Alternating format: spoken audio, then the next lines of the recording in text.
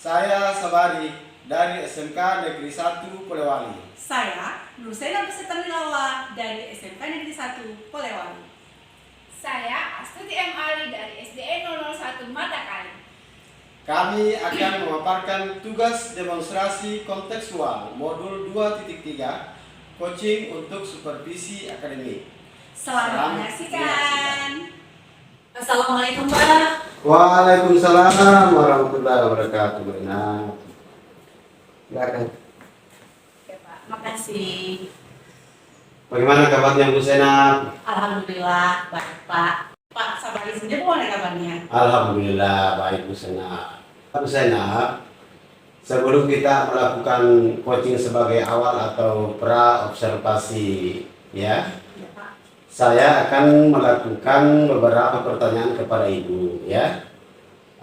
Pertama, saya akan mendiskusikan tentang rubrik penilaian kita hari ini ya. Baik Bu ya, pada coaching kita hari ini, coach dan coachee akan saya amati dan nilai sesuai dengan rubrik penilaian. Apakah sudah sesuai dengan alur cerita atau belum? Kemudian apakah Ibu sudah memberikan pertanyaan berbobot kepada coachee dan juga bagaimana coachee tersebut merespon atau menanggapi pertanyaan dari coach ya. Nah, jangan lupa juga disesuaikan dengan prinsip ya, prinsip coaching diantaranya kemitraan, proses kreatif dan memaksimalkan potensinya. Pertanyaan pertama yang akan saya tanyakan kepada Ibu adalah kompetensi apa yang akan Ibu kembangkan pada coaching kali ini ya?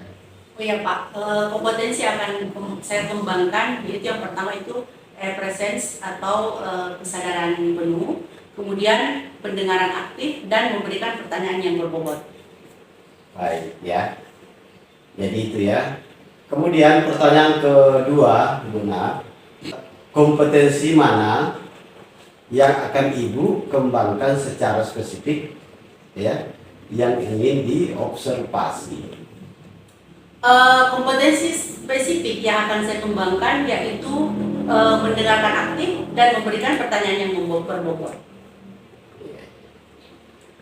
Kemudian yang ketiga, yang terakhir ya Bu ya, indikator yang bagaimana yang diinginkan oleh Ibu dalam proses coaching kali ini ya? Saya ingin coach saya ini bisa menemukan solusi dari permasalahan atau menemukan langkah-langkah dalam mengatasi permasalahannya Pak. Iya. Oh ya Bu ya, saya kira demikian Bu ya, pra observasinya kali ini. Silahkan Ibu melakukan coaching terhadap coachingnya ya. Ya. Terima kasih banyak Pak atas kesempatannya. Baik, sama-sama Bu Senap ya, silakan ya. Ya Pak, oke Mas. Ape, mohon maaf mengganggu. Assalamualaikum warahmatullahi wabarakatuh. Silakan duduk. Waalaikumsalam. Silakan duduk. Oh ya, dengar-dengar Bu Tuti ada yang mau disampaikan atau mau diceritakan? Iya Bu, betul. Ada sesuatu yang ingin saya sampaikan sama Ibu. Oh iya, tapi kita tidak memiliki banyak waktu ya Bu Tuti ya, hanya sekitar 15 sampai 20 menit untuk kita ngobrol-ngobrol ya. Oh iya. Kira-kira apa yang mau disampaikan Ibu Tuti? Sebelumnya saya ucapkan terima kasih banyak Bu atas waktunya. Begini Bu, ini terkait dengan pembelajaran saya di kelas yang menurut saya ada masalah. Oh ya, ada masalah ya. Mudah-mudahan kita bisa menemukan solusinya ya Bu Tuti ya. Iya Bu, kita ini seorang pendidik selalu mau yang terbaik buat siswa-siswa kita. Makanya kalau ada masalah kita selalu berusaha mencari solusi yang terbaik agar masalah itu tidak berlarut-larut. Oh, betul sekali Bu. Saya sangat mengapresiasi semangat Ibu Tuti yang semangat ya begitu besar untuk memberikan yang terbaik bagi siswa-siswa kita. Ceritanya bagaimana sih Bu? Eh, Begini Bu, akhir-akhir ini saya merasa murid-murid yang di kelas saya, yang saya ajar, kurang antusias dalam menerima pelajaran dari saya. Selain itu, jumlah murid-murid saya yang mengerjakan tugas tepat waktu hanya sekitar 50% saja. Yang lain itu terlambat, bahkan ada yang sampai sekarang belum sama sekali menyetor tugasnya. Oh ya, itu di kelas mana saja Bu? Kelas 11 DPIB Bu. Jadi menurut Ibu Tuti, apa yang Ibu harapkan dari obrolan kita hari ini?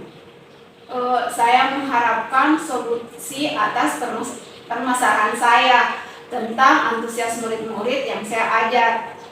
Yang menurut saya kurang antusias dalam mengumpulkan tugas-tugas.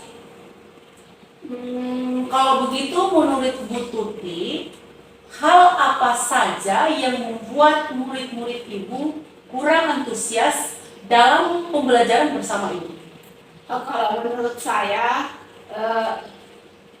kalau saya ingat-ingat, harusnya direfleksi kembali. Kemungkinan hal yang menyebabkan murid-murid saya kurang antusias itu adalah yang pertama, pembelajarannya sepertinya sedikit membosankan, terlalu monoton. Saya terlalu dominan untuk berbicara, bercerita di depan murid-murid. Yang kedua, saya tidak memberikan kesempatan buat murid untuk berpendapat aktif berbicara pada saat proses belajar. Oh begitu Bu. Nah, kira-kira apa saja yang dapat membuat murid Ibu antusias dalam pembelajaran Ibu?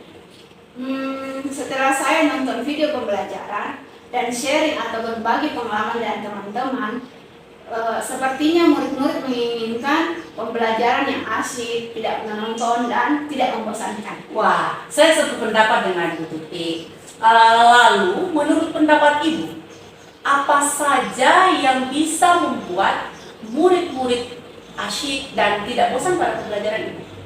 Menurut saya, pembelajaran harus terpusat pada murid. Murid diminta untuk aktif dalam pembelajaran. Kemudian ada ice breaking ataupun games supaya pembelajaran lebih menarik. Karena ini siswa-siswa kita mungkin masih butuh selingan dan permainan. Ya. Lalu, mengenai tugas yang diberikan kepada murid-murid, apakah penyebabnya sehingga kurang antusias dalam pengumpulan tugas, Bu? Jadi begini Bu, ada beberapa siswa saya ajak komunikasi dan saya validasi. Kenapa tugas-tugas tidak dikerjakan? Mereka menjawab, sementara dikerja Bu, cuman belum selesai dan masih mencari-cari literasi. Jadi saya berpikir kemungkinan karena tugas yang terlalu banyak dan berisi banyak pertanyaan tanpa saya memberikan sumber belajar yang beragam dan mengasyikkan. Kalau boleh tahu, Ibu menggunakan sumber belajar apa saja, Bu? Saya menggunakan buku teks yang ada di perpustakaan, Bu. Menurut Ibu, kira-kira adakah sumber belajar lain selain daripada buku teks? Nah, ini dia, Bu, yang saya mau konsultasikan juga dengan Ibu.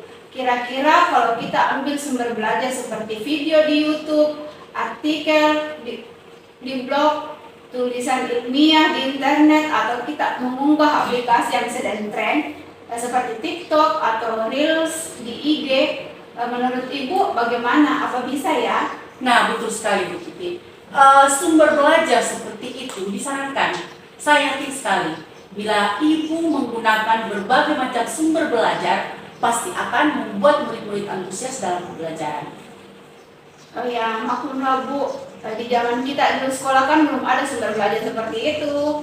Mungkin inilah yang dimaksud Bapak pendidikan kita Ki Hajar Dewantara. Didiklah anak sesuai dengan zamannya. Ya kan, Betul Bu? sekali Bu Tuti. Sekarang ini adalah era digital. Anak-anak sangat tertarik pada media-media digital. Jadi sekarang, apa rencana Ibu untuk menyelesaikan masalah ini? Yang pertama, saya merancang pembelajaran yang mengasihkan dengan menggunakan sumber belajar yang beragam. seperti video, YouTube, dan TikTok. Kemudian yang kedua, saya akan memberikan tugas tidak terlalu banyak. Kemudian bentuk tugasnya juga sesuai dengan minat dan bakat murid-murid saya. Istilahnya, saya akan melaksanakan pembelajaran berdiferensiasi, sehingga murid tidak terkesan dipaksa, tetapi mereka memang senang mengerjakan tugas.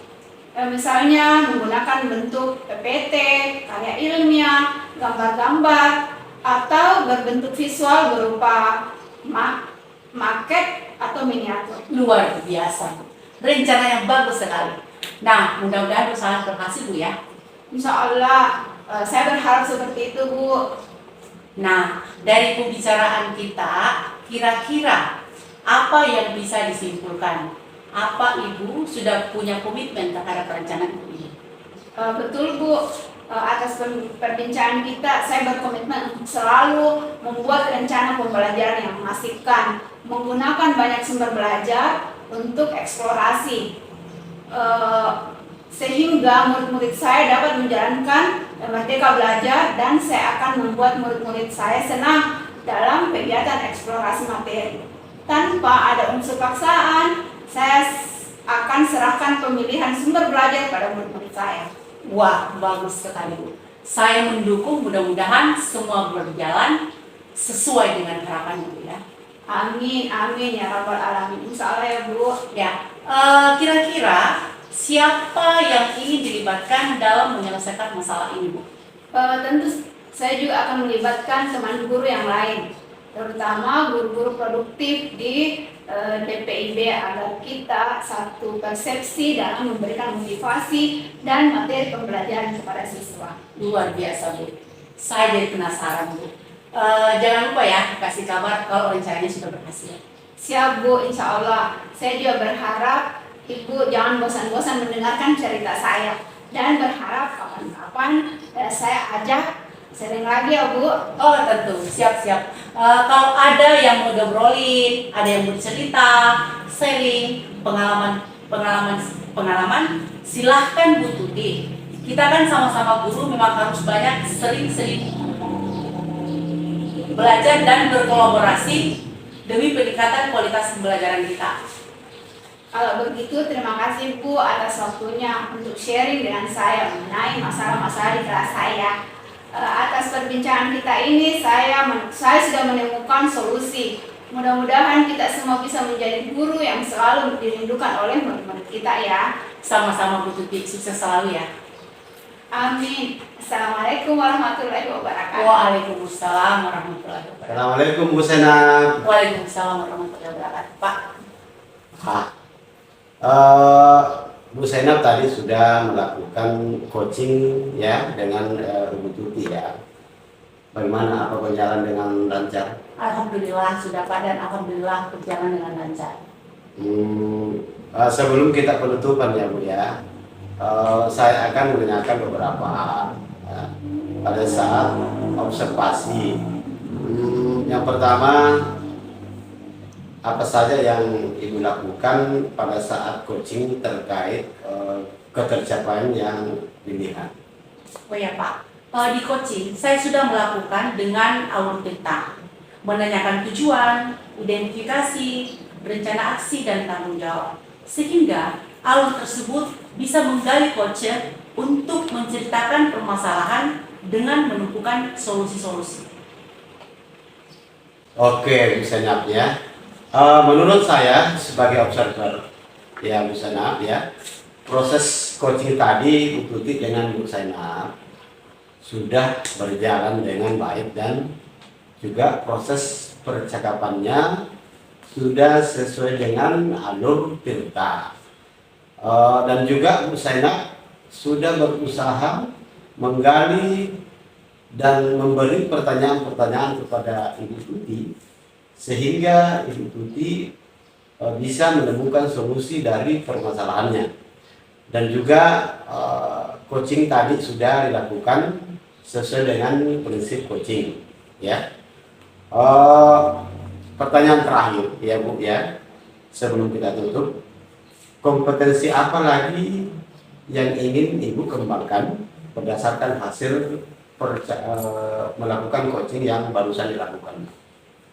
Kompetensi yang ingin saya kembangkan yaitu cara memahami lagi proses kita sehingga saya bisa melakukan coaching lebih baik lagi, termasuk bagaimana memberikan pertanyaan yang pas dan berbobot sehingga dapat menggali permasalahan dari coaching.